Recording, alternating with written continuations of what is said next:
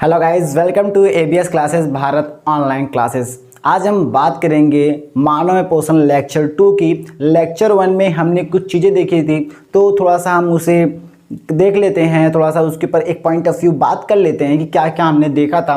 जैसे हमने उसमें देखा था कि जो भोजन था, भोजन मुख गुहा से होते हुए कहाँ आया, ग्रसिका में आया, ग्रसिका में। और आपको बताए थे भोजन यहाँ पे जब पहुँचता है, ऐसे भोजन आप जब कूच लेते हो मुंह में, क्या होता है, कुचाई पिसाई जब हो जाती है, तो भोजन का जो यहाँ रूप होता है वो क्या कहलाता है, बोलस कहलाता है। क्या कहलाता है? बोलस कहलाता है। फिर यही बोलस कहाँ पहुँचता है, आगे ग्रसिका से होते होते अमाशय में पहुँचता है। और अमाशय में हमने उसके भाग देखे, क्या क्या होता है, कैसे एंजाइम पाए जाते हैं और बहुत सारे कुछ।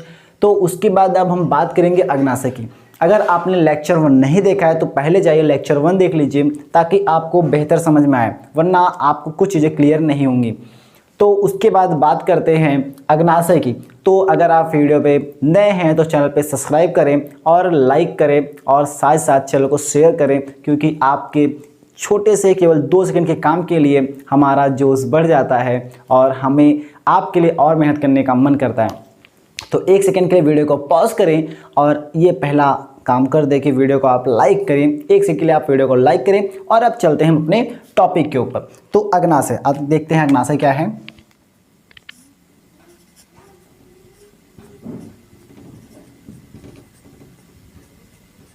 अग्नाशय, अग्नाशय में क्या होता है ये हम अग्नाशय, अगर हम पहली चीज कहें, पहला पॉइंट, तो अग्नाशय जो होता है वह क्या है,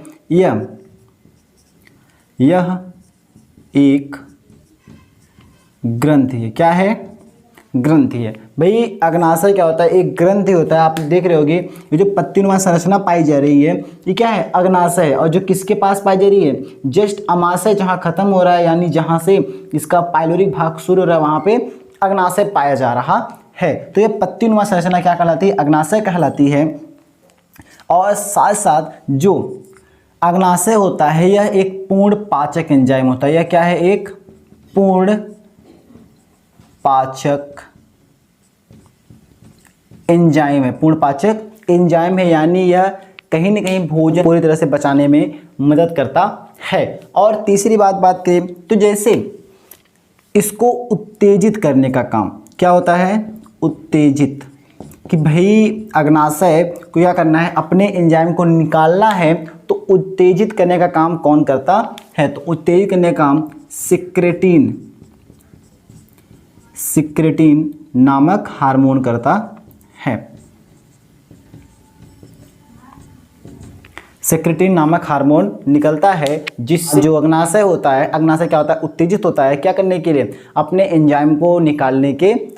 इसमें क्या होता है दोस्तों, इसमें एंजाइम पाए जाते हैं। कौन से एंजाइम? 3 प्रकार के एंजाइम पाए जाते हैं, जिसको हम शॉर्ट फॉर्म में लेट, शॉर्ट फॉर्म में क्या कह सकते हैं, लेट, LAT, यानी LAT।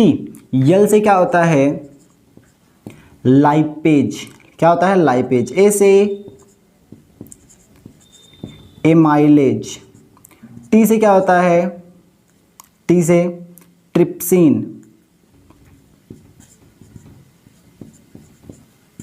ट्रिप्सिन। यह 3 प्रकार के एंजाइम पाए जाते हैं। क्या क्या? लाइपेज, एमाइलेज और ट्रिप्सिन। अब देखो लाइपेज क्या करता है, तो लाइपेज क्या करेगा, लाइपेज वसा का पाचन करता है। वसा का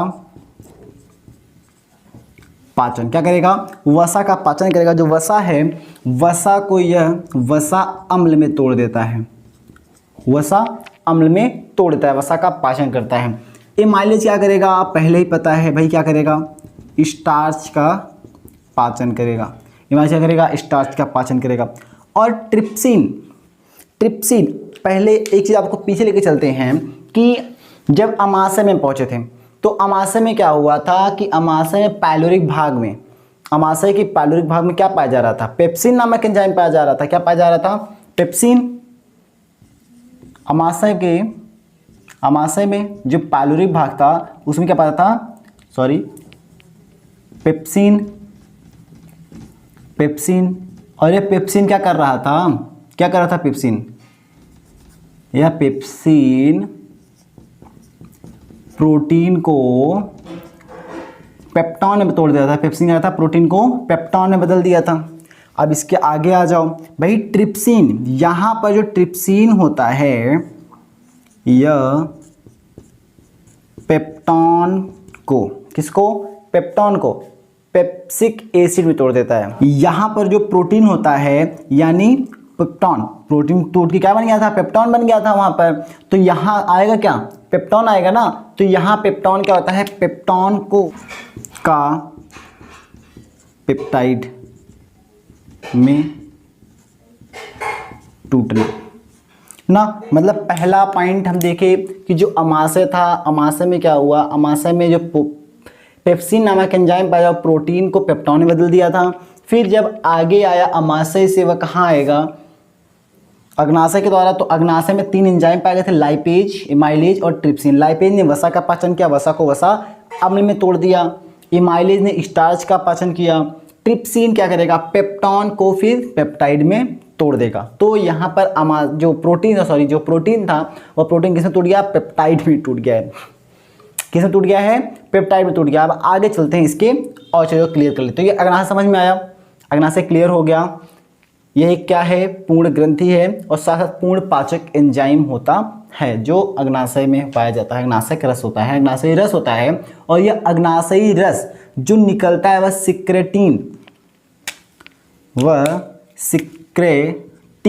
सिक्रेटिन नामक हार्मोन की वजह से निकलता है। और साथ साथ इसमें 3 प्रकार के एंजाइम पाए जाते हैं। लेट नामक एंजाइम, जैसे हम शॉर्ट फॉर्म में लेट कह सकते हैं, एल से लाइपेज, ए से एमाइलेज, टी से ट्रिप्सिन। लाइपेज क्या करता है, वसा का पाचन, एमाइलेज क्या करता है, स्टार्च का पाचन, और ट्रिप्सिन क्या करता है, वेरी गुड, पेप्टॉन में जो पेप्टॉन होता है पेप्टॉन को पेप्टाइड में तोड़ देता है। ये चीज़ क्लियर हुआ, क्लियर हो गया। अब बात करते हैं लीवर की। किसकी बात करते हैं, लीवर की। इसको नोट कर लिए, इसको रफ कर दो। यहाँ अग्नाशय क्लियर हो गया। अब अग्नाशय के बाद हम बात करते हैं लीवर की। यहाँ पर चौथा पॉइंट के बाद हमने देखा, 5वां पॉइंट अग्नाशय। अब बात करते हैं लीवर की कि लीवर क्या होता है। देखो 6वां पॉइंट चल रहा है, यकृत। यकृत जिसे हम क्या कहते हैं, लीवर कहते हैं। लीवर में क्या होता है, यहाँ पर पित्त का निर्माण होता है। किसका, पित्त का निर्माण होता है। किसका निर्माण होगा दोस्तों, पित्त का निर्माण होगा। मेरे साथ साथ बोलते रहिए कि किसका निर्माण होगा, पित्त का निर्माण होता है। अब ये क्या करेगा, पित्त।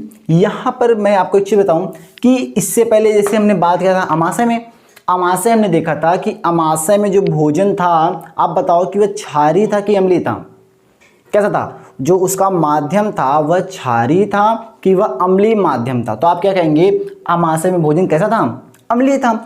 अगर भोजन यहाँ अम्लीय है तो किसके कारण हुआ था, HCl हाइड्रोक्लोरिक अम्ल के द्वारा हुआ था। हाइड्रोक्लोरिक अम्ल ने भोजन को अम्लीय बनाया। तो यहाँ से जब भोजन अमाशय से निकलकर छोटी आंत में पहुँचता है तो छोटी आंत क्या होता है कि उसमें जो भोजन का पाचन होता है वह क्षारीय माध्यम होता है। किसमें होता है, क्षारीय माध्यम में। बट यहाँ भोजन कैसा है, अम्लीय है।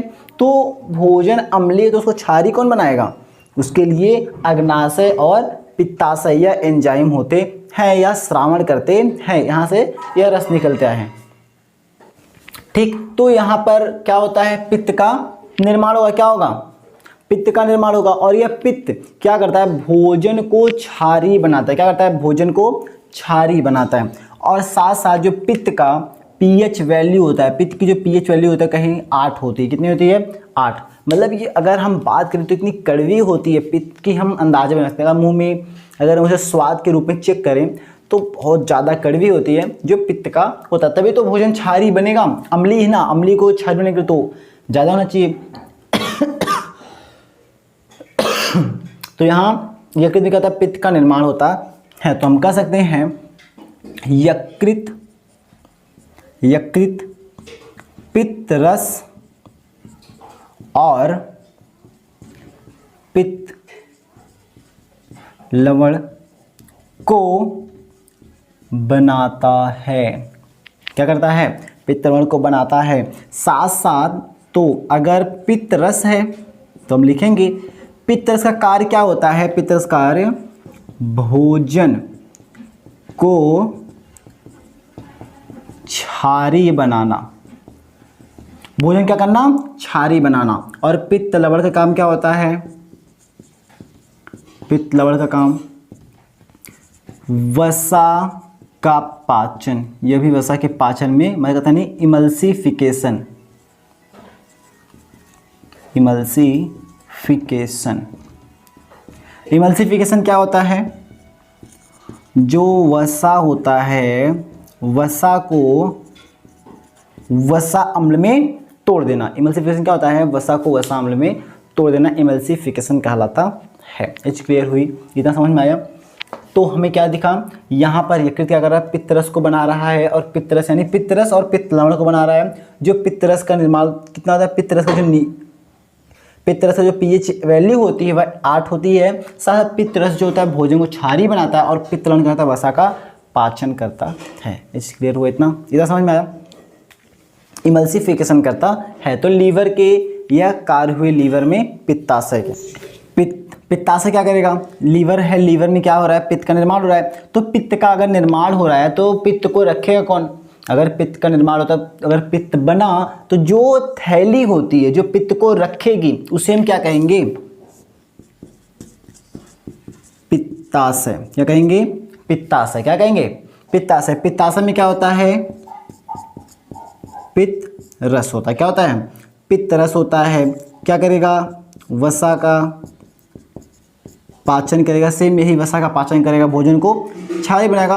अब इसमें एक नोट करने वाली पॉइंट यह है, इसमें एक नोट करने वाली पॉइंट यह है कि कभी कभी पूछता है कि ऐसा कौन सा या फिर यह क्या है जो एंजाइम न होकर भी पाचन का कार्य करता है। ऐसी कौन सी ग्रंथि है जो एंजाइम न होकर भी पाचन का कार्य करती है। तो यहाँ पर आपका पित्ताशय होता है कि जो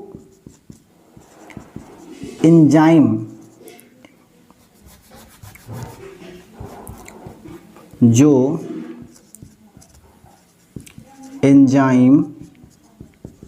न होकर पाचन का कार्य करती है। भाई यह एंजाइम नहीं है फिर भी यह पाचन का कार्य करती है, तो इसमें नोट करने वाली पॉइंट यह है। साथ साथ अगर पित्ताशय यहाँ पर मैंने अग्नाशय अगर इसके पहले पढ़ा तो अग्नाशय में देखा कि अग्नाशय कोई उत्तेजित कर रहा था, कि अग्नाशय उत्तेजित हो रहा था, तो अग्नाशय से क्या होता कि अग्नाशय से अग्नाशय गैस का श्रावण हो रहा था। तो यहाँ जो पित्ताशय है, पित्ताशय को भी उत्तेजित कोई करेगा, उत्तेजित, तभी तो क्या होगा, पित्ताशय से पित्तरस का श्रावण होगा। तो इसको कोले लिख लो, देख लो इसको,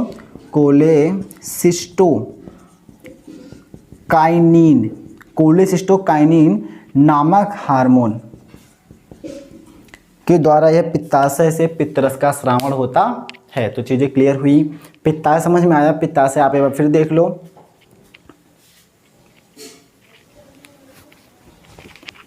पित्ताशय आप फिर देख लो यकृत था, यकृत में जैसे यकृत में क्या होता है, पित्त का निर्माण होता है। क्या होता है, पित्त का निर्माण होता है, और पित्त का जो पीएच मान होता है वह 8 होता है। साथ साथ जो यकृत है पित्तरस और पित्त लवण दोनों को बनाता है, पित्तरस और पित्त लवण दोनों को बनाता है। और पित्तरस क्या करता है, भोजन को क्षारी बनाता है। क्या करता है, भोजन को क्षारी बनाएगा, मतलब उसकी जो माध्यम है अम्लीय माध्यम को वह क्षारी बना देगा।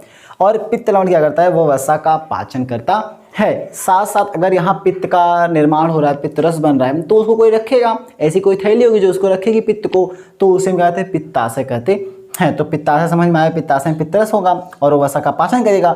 और साथ साथ एक क्वेश्चन यहाँ पुटअप हो जाता है कि ऐसी कौन सी ग्रंथि है जो एंजाइम न होकर भी पाचन का कार्य करती है। इसमें किसी प्रकार का और एंजाइम नहीं पाया जाएगा, लेकिन यह भोजन को क्षारी बना दे तभी भोजन का पाचन शुरू होता है।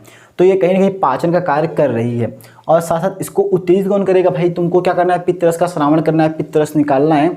तो श्रावण करने का काम कोलेसिस्टोकाइनिन नामक हार्मोन द्वारा होता है, जो पित्तरस को यानी पित्ताशय को क्या करता है, उत्तेजित करता है, जिससे पित्तरस का निकलना शुरू होता है। आप देख रहे हो पित्तरस भी जो पित्ताशय कहाँ पाया जा रहा है, एकदम आपके छोटी आंत के पास पाया जाए, तो यह पित्तवाहिनी द्वारा नियंत्रित किया जाएगा। और पित्तवाहिनी द्वारा फिर यह छोटी आंत में रस आएगा और भोजन को क्षारी बना देगा। तो इसके बाद हम बात करेंगे छोटी आंत की, तो इसको आप लोग नोट डाउन करो। इसके बाद क्या बात करते हैं, छोटी आंत की।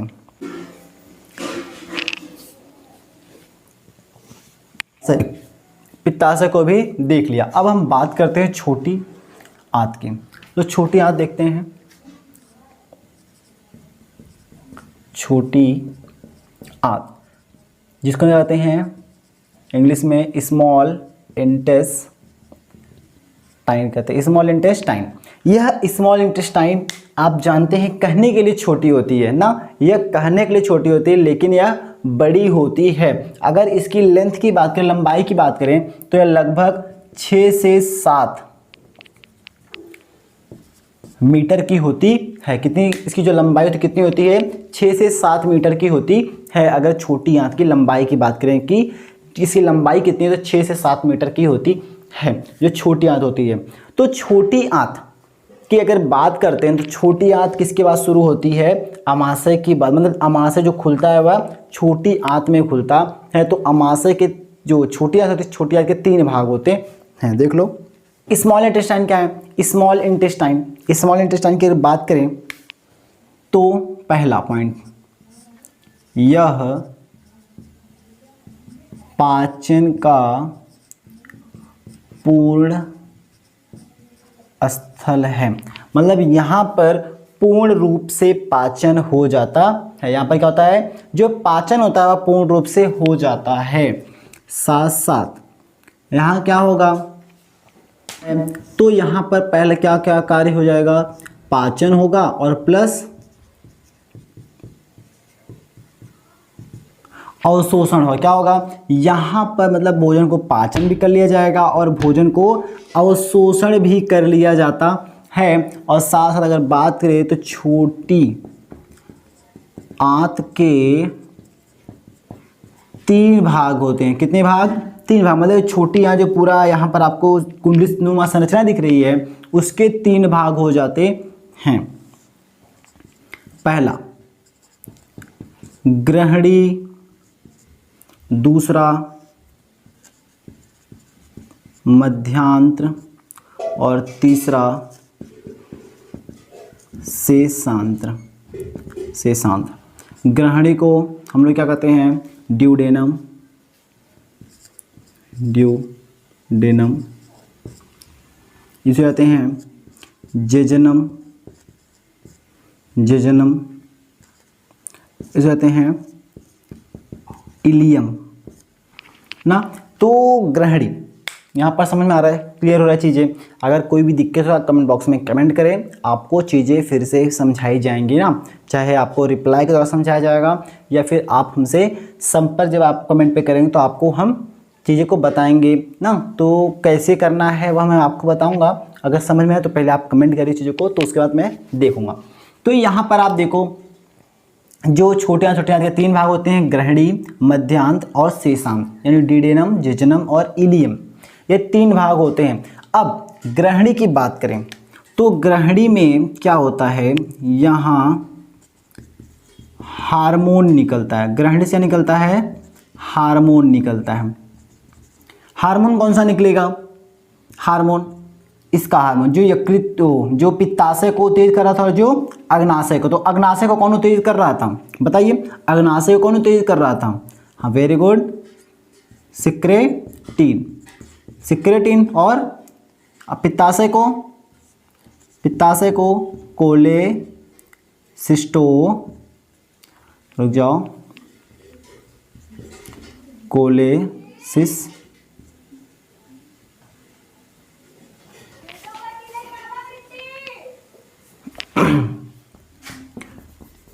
कोलेसिस्टोकाइनिन ना। ये जो बना था कोलेसिस्टोकाइनिन।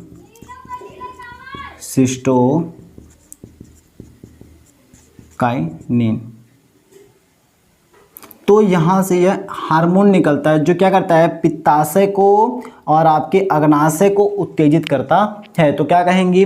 ग्रहणी। ग्रहणी क्या काम करती है? हार्मोन को निकालती है। कौन सा हार्मोन को? सिक्रेटिन और कोलेसिस्टोकाइनिन। और साथ साथ अगर इसके आकार की बात करें, आकार की, तो इसका आकार सी और यू 2 आकार का हो सकता है। तो सी आकार का होगा, आप देख रहे हो, या तो सी आकार का हो सकता है, तो यू आकार का भी इसके आकार होते हैं। तो सी और यू आकार का यह होता है।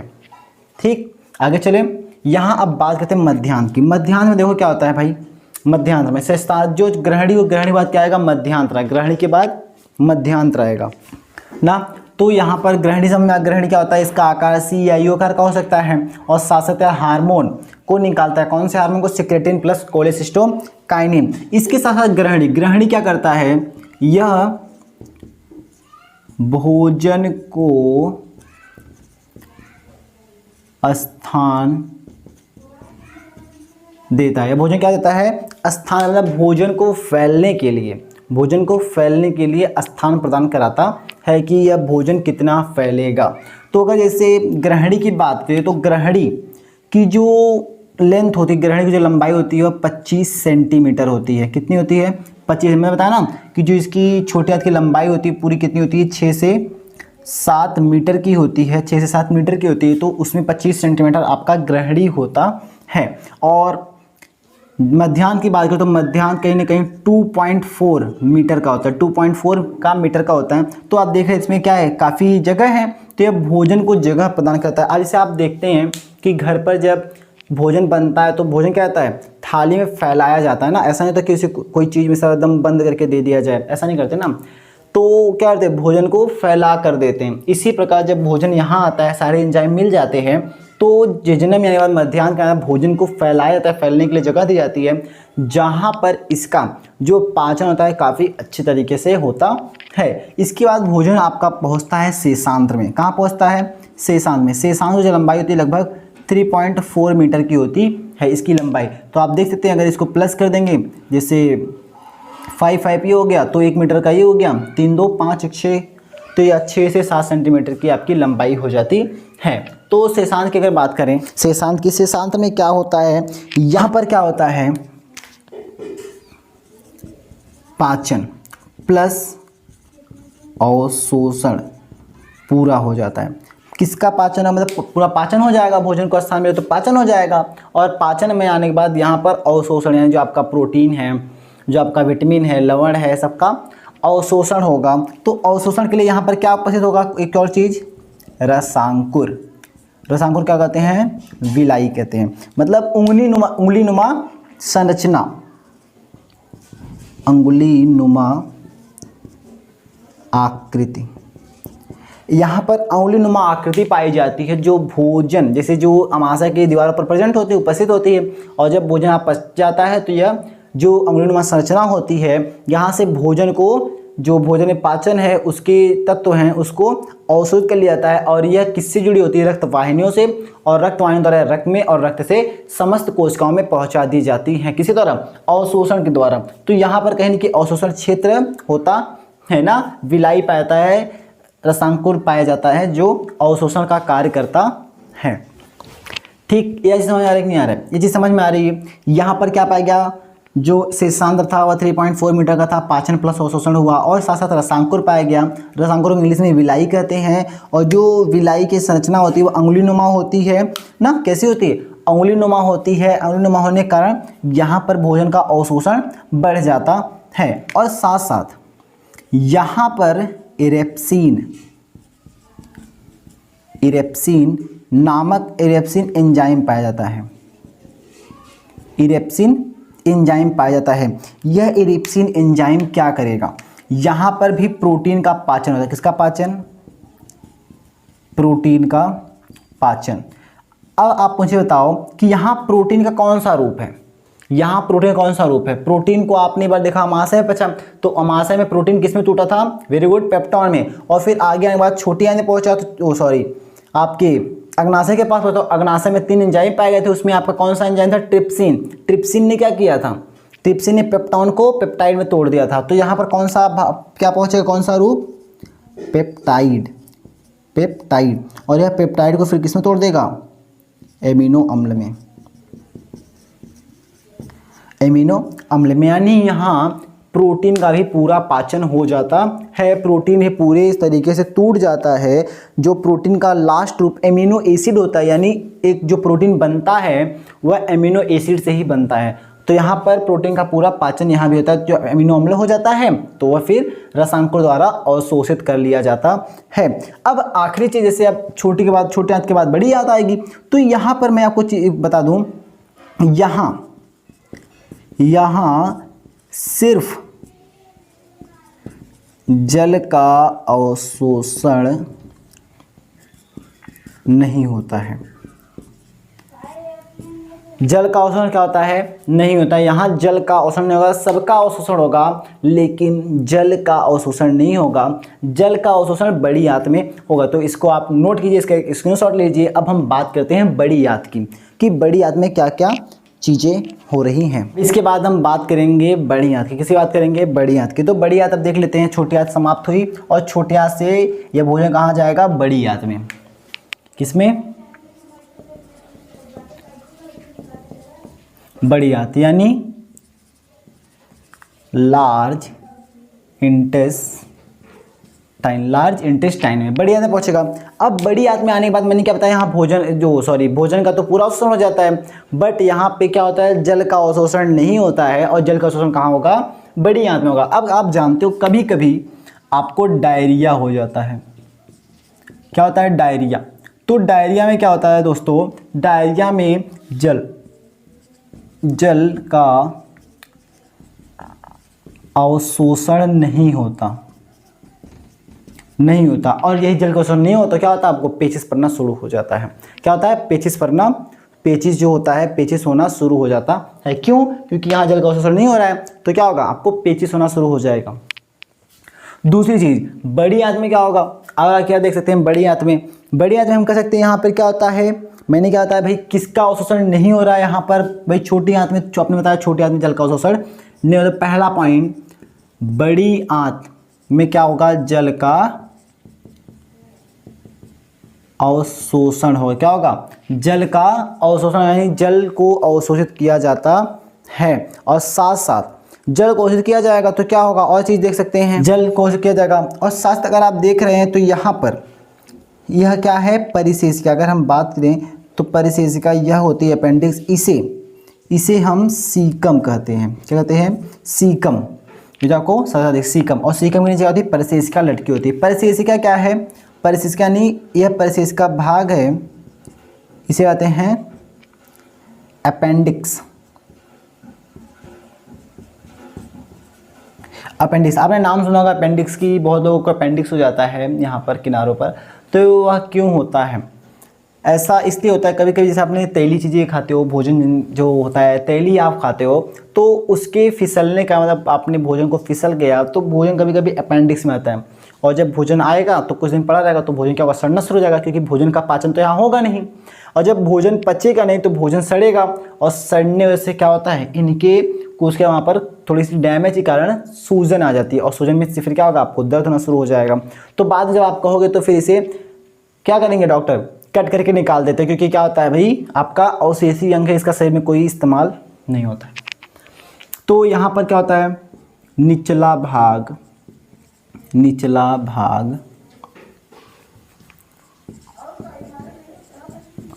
सीकम। निचला भाग क्या होता है? सीकम होता है। साथ साथ जो बड़ी आंत के भाग को कोलन कहते हैं। क्या कहते हैं? कोलन। मतलब ये जो बड़ी आंत के भाग है उसे कोलन कहते हैं। यहाँ पे जो आपको संरचना पूरी दिख रही है बड़ी आंत की, ये इसके भाग को कोलन कहते हैं।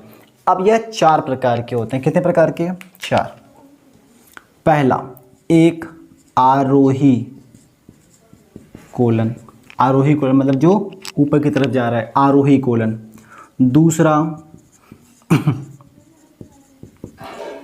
अनुप्रस्थ कोलन, जो किस जा रहा है? इस तरफ जा रहा है, अनुप्रस्थ कोलन।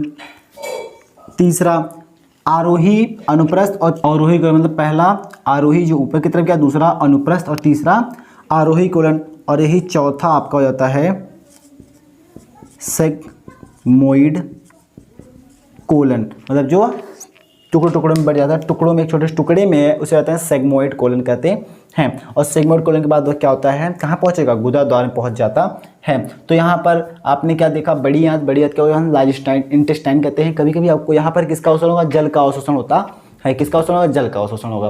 निचला भाग सीकम कहलाएगा। और आपको बता दें कि जल का अवशोषण जैसे नहीं होता, डायरिया में जल का अवशोषण नहीं होता, तो यहाँ पर आपको पेचिश होना शुरू हो जाता है। बड़ी आंत के भाग को हम लोग कोलन कहते हैं। कोलन के मतलब बड़ी आंत से 4 भाग हो जाते हैं। तब इस प्रकार से आरोही कोलन, अनुप्रस्थ कोलन, अवरोही कोलन और सेगमोइड कोलन, ये 4 कोलन हो जाते हैं। क्या है? बड़ी आंत के भाग हैं। तो इसको आप नोट कर लीजिए। इसके बाद जो भोजन आता है गुदा द्वार में आता है। कहाँ आता है? गुदा द्वार में।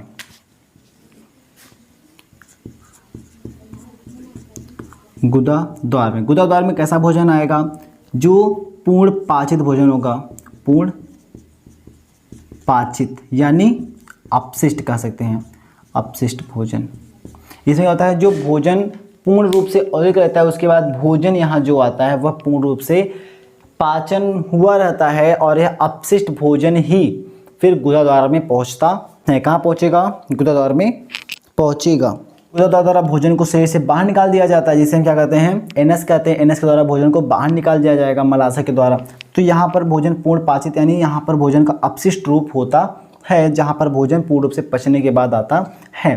तो यहाँ पर जो भोजन पहुँचता है वह काइल होता है। क्या होता है? काइल।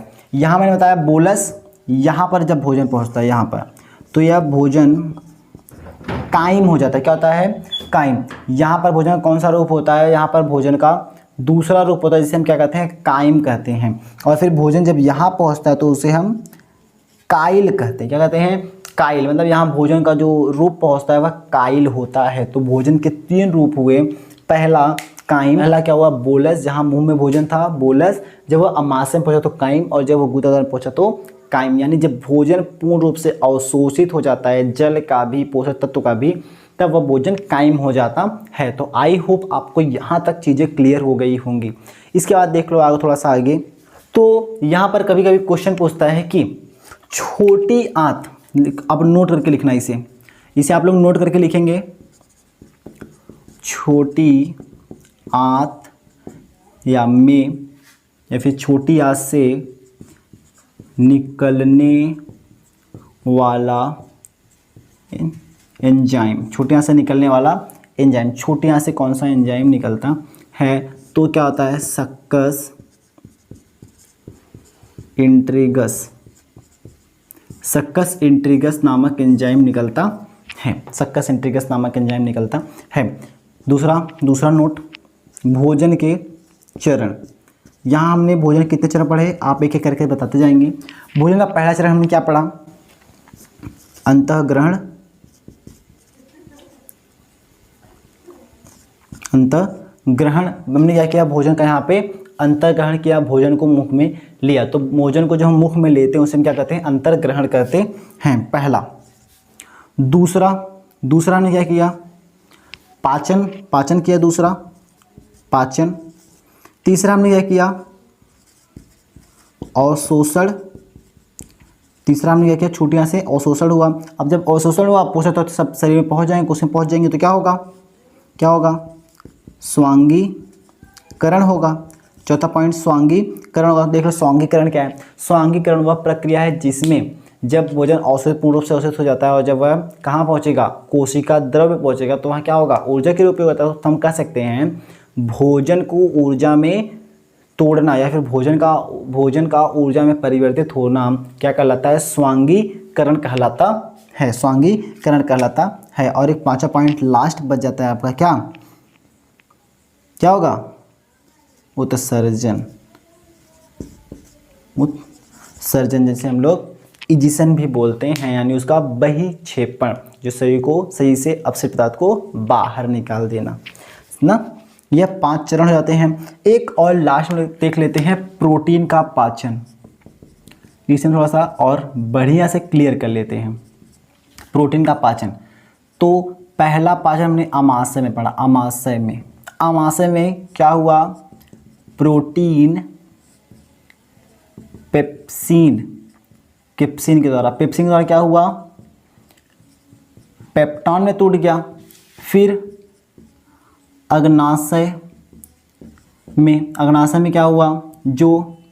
या फिर हम सीधा अग्नाशय में पेप्टॉन क्या हुआ? किसके द्वारा? वेरी गुड, ट्रिप्सिन के द्वारा किसमें टूट गया? पेप्टाइड में। किसमें टूट गया? पेप्टाइड में। फिर क्या हुआ? कहाँ पर? छोटी आंत में। छोटी आंत के किस भाग में? आप लोग कमेंट करो। छोटी आंत में आप लोग कमेंट करके बताओगे कि छोटी आंत के जो प्रोटीन का इसके बाद जो पाचन हुआ, अभी मैंने बताया था, तो छोटी आंत के किस भाग में हुआ था? तो यहाँ पर पेप्टाइड जो होता है किसमें टूट जाता है?